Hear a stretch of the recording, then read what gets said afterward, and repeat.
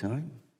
Gentlemen yields, I now recognize the former chairman of the border subcommittee, the gentleman from Louisiana, Mr. Higgins, for 5 minutes of questions. Thank you, Mr. Chairman. In the last Congress, I posed a question to this committee, and we discussed the nature of the workforce is what we're here to talk about today, and the historical comparisons of workforce participation as a concerning trend, but perhaps offers us an opportunity as it relates to the cyber realm and our workforce requirements to address emerging threats to our country, and how can we draw upon the available workforce. We discussed how to prepare and recruit America's cyber workforce, and I remarked upon a documented phenomenon of America's so-called disconnected generation. Just a few stats: the current labor force participation rate among Gen Z, ages 20 to 24, 71%. That's roughly 4% lower than the millennial generation and 6 percentage points lower than the preceding generation when they were in the same age range. And this is, to me, my perspective is this is a sweet spot that perhaps in our workforce we should focus on. And specifically, according to a recent study among Gen Z, a staggering 73% of those young Americans report feeling constantly alone. And as it relates to the disconnect from the labor force, perhaps there are several factors that contribute to that, but let's talk about the conceptual nature of this field, the cyber field. The cyber battlefield is vast but unseen.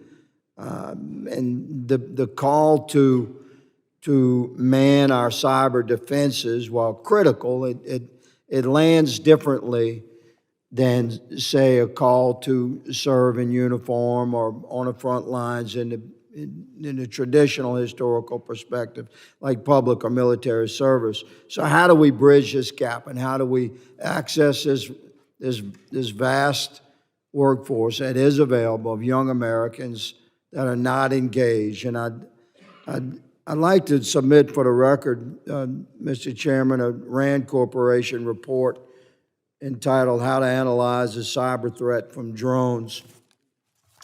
I seek unanimous consent to offer, Mr. Chairman. Without objection. Thank you. This report touches on the things we're discussing and how we can connect our relevant fields, gentlemen, to this workforce. And I ask you, Mr. Russomanno and Mr. Rashod, how are you adjusting your particular intersections with the cyber realm to make cybersecurity attractive to this generation that's available? Mr. Russomanno?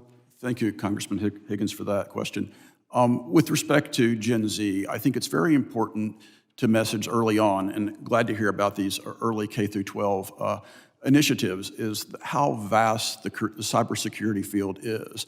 Many times folks think about computer science, engineering, these disciplines that have tremendous prerequisite chains, a mathematical foundation, basic science foundation. Those are wonderful programs. Our nation needs those programs to advance the state of the art.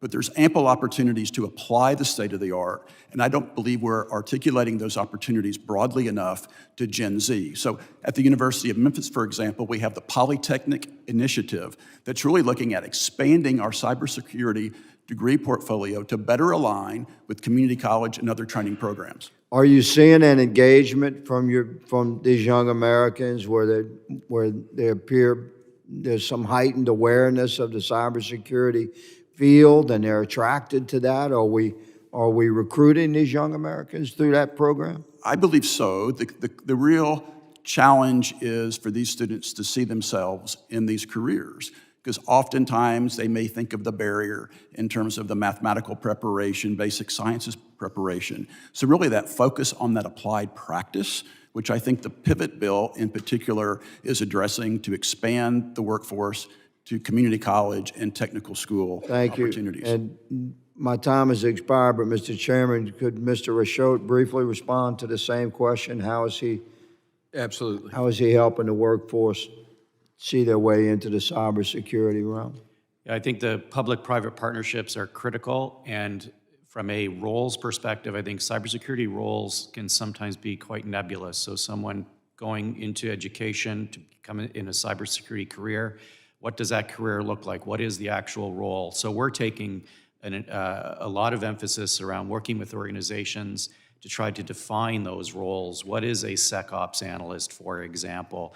Working with organizations like NIST with the NICE career paths and trying to map. We've actually mapped our entire catalog of cybersecurity training courses to the NICE pathways to try to make that more well-defined. We're also working with hundreds of academic institutions to integrate our enterprise certifications into academic programs to make it more relevant, more hands-on. Thank you, sir. Thank you, Mr. Chairman, for the indulgence. I yield. Absolutely. Gentlemen,